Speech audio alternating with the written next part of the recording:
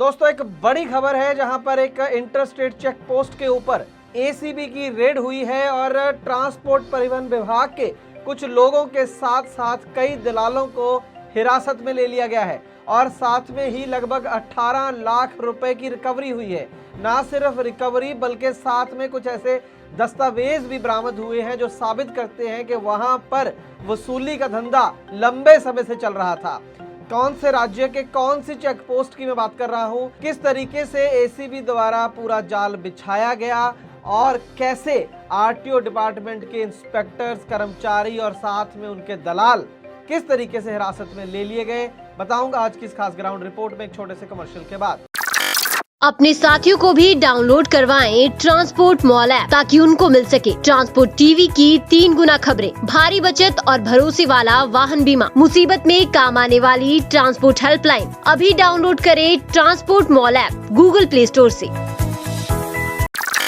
Transport TV पर आपका स्वागत है दोस्तों, मैं हूं मनिंदर सिंह और आप देख रहे हैं ग्राउंड रिपोर्ट। दोस्तों शाहजहांपुर बॉर्डर चेक पोस्ट नाम आपने सुना होगा। राजस्थान के बॉर्डर पर यह चेक पोस्ट है जो हरियाणा के साथ बॉर्डर लगता है राजस्थान का। काफी मशहूर चेक पोस्ट है। जो लोग अपनी गाड़ी लेकर वहां से गुजरे हैं, ट्रक लेकर गुजरे, उनको तो पक्का पता होगा क्योंकि आते जाते पैसे जरूर दिए होंगे।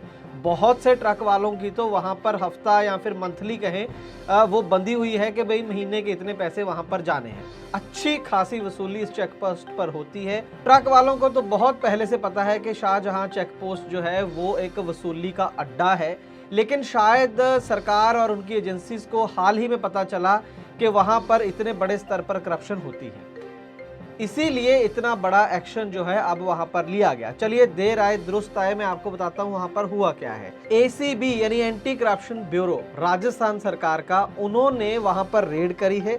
10 अप्रैल को ये रेड हुई है और वहां पर कुल 7 लोगों को हिरासत में लिया गया है। कई अखबारों में बताया गया कि 10 या 11 लोगों को हिरासत में लिया गया है, लेकिन जो हमारी डिपार्टमेंट से बात हुई है सीनियर अधिकारियों से, उन्होंने बताया कि कुल 7 लोगों को अरेस्ट किया गया है और जिसमें बहुत इंपॉर्टेंट ये है कि 2 लोग उसमें आरटीओ डिपार्टमेंट के इंस्पेक्टर हैं, जी हाँ, और 2 गार्ड हैं, 2 दलाल हैं और एक क्लर्क है। कुल 7 लोगों को हिरासत में लिया गया है और साथ में 18 लाख रुपए की रिकवरी भी की गई है। और ये जो 7 लोग अरेस्ट हुए हैं, फिलहाल ये जुडिशियल कस्टडी में हैं और एफआईआर रजिस्टर कर ली गई है प्रिवेंशन ऑफ करप्शन एक्ट के अधीन। यहाँ पर मैं आपको कुछ दिलचस्प चीज़ें ये बताऊंगा कि एसीबी ने, ऐसा नहीं हुआ कि किसी ने कंप्लेंट की और वो उसी दिन या शाम को ट्रक में बैठकर या अपनी गाड़ियों में बैठकर आए और रेड करी। जी नहीं, ऐसा नहीं हुआ। कंप्लेंट, उनका कहना है कि कई दिन पहले से आ रही थी, कई महीनों से आ रही थी, तो इसको काफ़ी आराम से प्लान किया गया, एक तैयारी के साथ वहाँ पर रेड की गई। बताया जा रहा है जिन्होंने पूरा अंजाम दिया इस रेड को, उनका नाम है एएसपी चंद्रशील ठाकुर। उन्होंने बताया कि उनके कई अधिकारी जो थे, उनकी टीम के कई मेंबर्स अलग अलग ट्रकों में एक खलासी के भेष में, कभी ड्राइवर के भेष में ट्रकों से गुजरते थे, देखते थे किस तरीके से वहाँ पैसे मांगे जाते हैं, किस तरीके से पैसे लिए जाते हैं। वो पूरा उन्होंने देखा। ये भी नोटिस करा कि किस टाइम पर ज़्यादा ट्रक वहाँ से गुजरते हैं और कौन लोग वहाँ पर शामिल रहते हैं, और पूरा एक तरीके से तैयारी करी गई, रेकी करी गई। ये भी बताया गया कि ढाबों पर भी ड्राइवरों से, खलासियों से बातचीत हुई। उसके बाद इन्होंने प्लान करके ये रेड की। रेड का तरीका भी बहुत दिलचस्प था। खुद एएसपी चंद्रशील ठाकुर गाड़ी में बैठकर, ट्रक में बैठकर आए। वहां पर एक गार्ड था जिसका नाम था गजेंद्र सिंह, वो खुद वहां पर वसूली करने आया, पैसे मांगे गए। इधर से पहले से ही नोट तैयार थे जिनके ऊपर केमिकल लगा होता है, वो केमिकल लगे नोट दिए। उसके बाद जैसे हम कहते हैं कि रंगे हाथों पकड़ा गया, वो जो पाउडर होता है उसके ऊपर वो हाथ उससे लाल हो जाते हैं, इसीलिए रंगे हाथों पकड़े जाना बोला जाता है। तो वहाँ पर रेड हुई, तभी उनको पता चला कि ये क्या हुआ। तमाम लोग वहाँ पर हिरासत में ले लिए गए। जो मुख्य आरोपी इस पूरे प्रकरण में है वो असल में आरटीओ इंस्पेक्टर खुद जो है रविंदर सिंह भाटी, वो इसके सबसे मुख्य जो है पकड़े जाने वाले लोगों में से है, या मुख्य आरोपी कह सकते हैं। और इसके अलावा जो मुख्य दलाल है वहां पर, रवि जिसका नाम बताया जा रहा है, ये 2 लोग मुख्य तौर पर इस पूरे प्रकरण में शामिल है। हो सकता है इनके सीनियर भी शामिल हों और भी लोग हों, लेकिन फिलहाल जो पकड़े गए हैं वो ये लोग हैं। एक और हैरानी की बात ये पता चली कि वो जो वहां पर रविंदर सिंह चौहान, रवि जिसको मैं बोल रहा हूँ, जो दलाल है, उसका वो एक कैबिन में बैठता था उसी चेक पोस्ट में। या उसी के साथ ही एक कैबिन बना हुआ है, उसके अंदर वो बैठता था। यानी कि एक तरीके से उनका ही पार्ट था। नॉर्मल बंदे को तो शायद जाके पता भी ना चले कि ऑफिसर है या दलाल है। वो वहीं पर अंदर बैठता था और उसके कैबिन से ही 2 लाख रुपए बरामद हुए।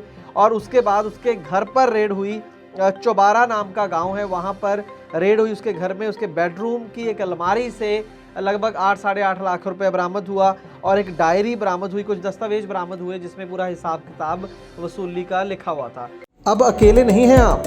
देश की पहली ट्रांसपोर्ट हेल्पलाइन आ चुकी है ट्रांसपोर्ट मॉल ऐप पर। अभी डाउनलोड करें। तो कुल मिलाकर लगभग 9 लाख रुपए घर से और 9 लाख रुपए वहीं चेक पोस्ट से बरामद हुआ। 18 लाख रुपए बरामद हुआ। और ट्रांसपोर्ट टीवी की टीम की खुद बात हुई। डीजी एसीबी हैं राजस्थान के श्री BL सोनी जी, और उन्होंने इन बातों की पुष्टि की। उन्होंने कहा कि कंप्लेंट आ रही थी और उसके बाद हमारी टीम ने वहां रेड करके इन लोगों को पकड़ा और आगे पूछताछ जो है वो जारी है। दोस्तों, कुल मिलाकर सुनने में चीज़ बहुत अच्छी लग रही है कि राजस्थान सरकार की जो ACB यूनिट है, ब्रांच है, बहुत अच्छा उन्होंने काम करा है। निश्चित तौर पर इसमें कोई दो राय नहीं है। लेकिन यहाँ पर सवाल कुछ और है। एक तो ऐसा है कि कंप्लेंट्स की वेट करने की ज़रूरत ही नहीं है।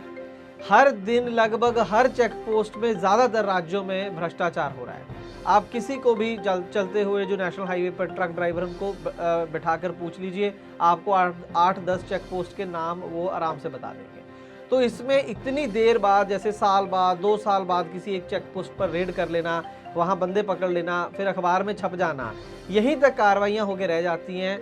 इसका क्या मतलब है? क्या सरकार क्या सोचती है या ACB क्या सोचती है कि बस उनकी रेड के बाद करप्शन खत्म हो गई या दूसरे जो चेक पोस्ट है वहाँ पर भ्रष्टाचार नहीं हो रहा?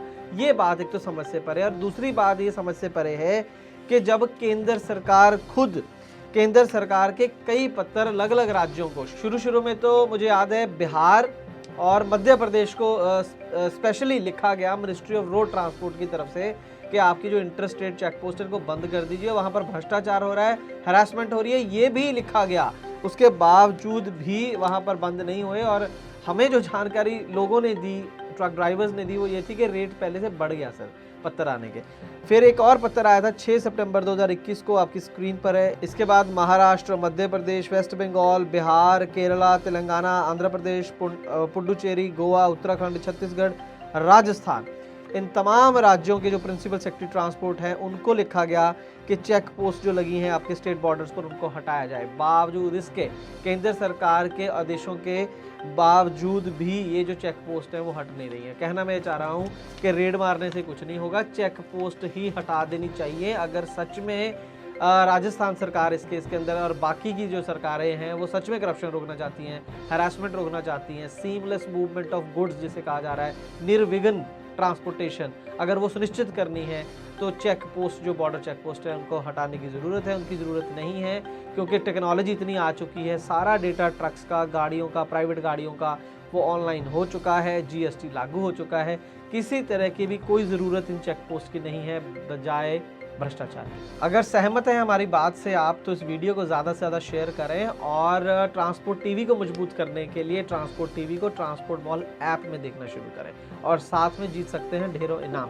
ट्रांसपोर्ट टीवी देखने के लिए बहुत बहुत शुक्रिया। दोस्तों, मैं जानता हूं कि ट्रांसपोर्ट के कारोबार में आपको ढेरों चिंताएं हैं, लेकिन अब कम से कम अपनी गाड़ी के बीमे की चिंता छोड़ दें। अपनी गाड़ी का बीमा सिर्फ और सिर्फ ट्रांसपोर्ट मॉल से ही करवाएं। प्रीमियम आपको सबसे कम मिलेगा, पॉलिसी में किसी तरह की कोई कमी नहीं होगी और क्लेम हॉटलाइन की सुविधा 24 घंटे मिलेगी। तो अभी ट्रांसपोर्ट मॉल ऐप के बीमा सेक्शन में अपनी गाड़ियों के नंबर डालें या फिर 90 831 90 831 पर अपनी गाड़ियों के नंबर व्हाट्सएप करें। आप भरोसा कर सकते हैं हम पर।